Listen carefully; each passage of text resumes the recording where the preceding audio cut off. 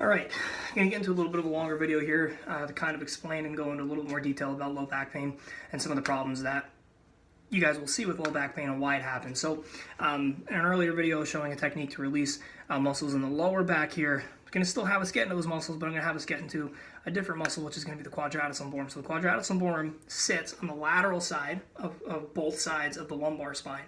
You're going to see it start at the 12th rib. It's going to attach all the way down to the top of the pelvis, and on the way down it's going to pull on each of the lumbar vertebrae as it's working through its full length of the muscle. So what happens is this muscle is used in decelerating lateral flexion. So if I'm standing and I bend from right to left, the right quadratus lumborum is going to pull my spine back to the right, stopping me from bending to the left forever. So it's a core stabilizer, but it's a secondary core stabilizer. It's not a primary core stabilizer. In our culture, because we sit a lot, because we have those tight hip flexors, because we can't recruit proper muscles of the lower abdominals as well as the transverse abdominis, we find ourselves in a position where we're now utilizing the quadratus lumborum as a primary stabilizer as opposed to a secondary stabilizer. Maybe it's a different video for a different day, but it's just the starting point of the details here. So we're going to be getting into the QL. Again, keep in mind that when a muscle functions in an overactive environment, okay, the primary function of that muscle becomes the compensation. So the quadratus lumborum is a decelerator of lateral flexion, but now it's an overactive muscle. It's actually going to promote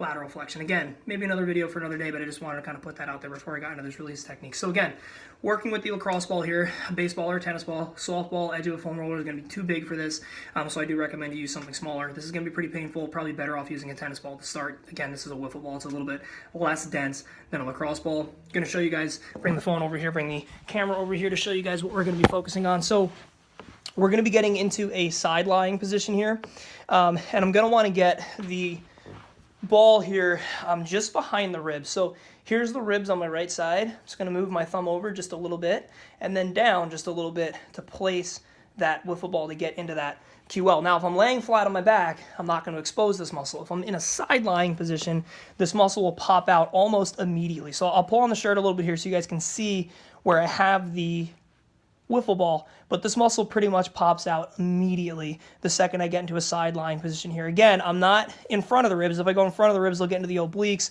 and the side of the rectus abdominis. That's not what I'm looking at getting here. I'm trying to get into the QL, and the QL is going to be a little bit more obvious here when I get into the side lying position. So again, this is important because now I'm specifically isolating this muscle. You always want to be in a comfortable position when you're doing any kind of myofascial release. So you might lose the ball here when I go into this full side lying position. But again, keep in mind the ball's staying right where it is. I'm just going to extend my arm out now, and now I can rest my head on the top of my arm. Again, I'll try to turn the camera just a little bit so that you guys can see, but I still have the wiffle ball right in the same spot. I'm just now in a full side lying position as I hold this position, trying to stay as relaxed as I possibly can as I dig into this. So again, keep in mind 30-40 seconds, spend as much time really as you guys need here. This is going to be really, really dense and painful on most of you guys. That's perfectly fine. The muscle will begin to eventually release, and this should feel a little bit better.